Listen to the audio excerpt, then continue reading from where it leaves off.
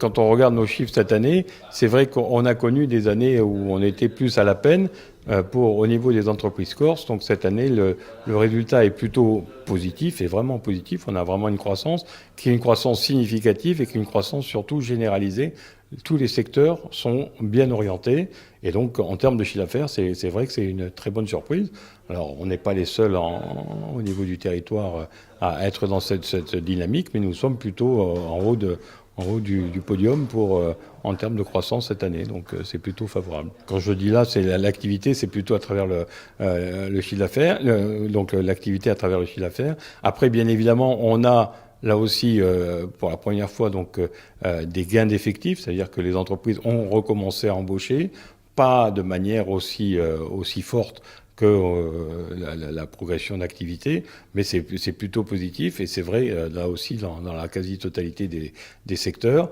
Ce qui est intéressant, c'est que on a des prévisions donc faites par les chefs d'entreprise dans ce début d'année qui sont encore une fois positives, c'est-à-dire que c'est pas juste un feu de paille. Il y a bien une embellie qui devrait durer, c'est-à-dire alors à un niveau moindre parce qu'on peut pas rattraper tous les ans.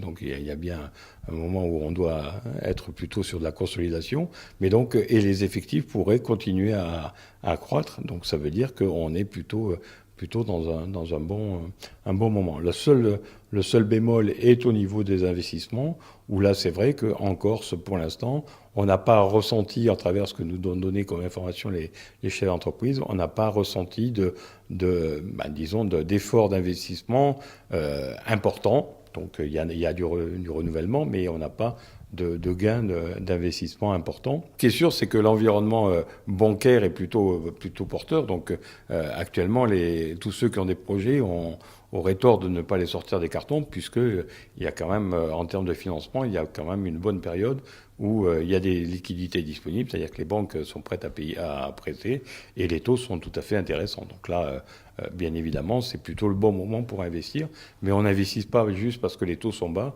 on investit quand on peut faire un pari sur l'avenir. Donc il faut un peu de temps pour avoir cette visibilité sur les années à venir. La composante emploi dans la croissance est traditionnellement faible en France, donc on a une croissance pauvre en emploi parce que nous avons des gains de productivité à faire et que les gains de productivité veut dire que la croissance est absorbée par la façon de faire produire par des machines ou en optimisant les moyens déjà disponibles avant d'aller chercher des emplois en plus.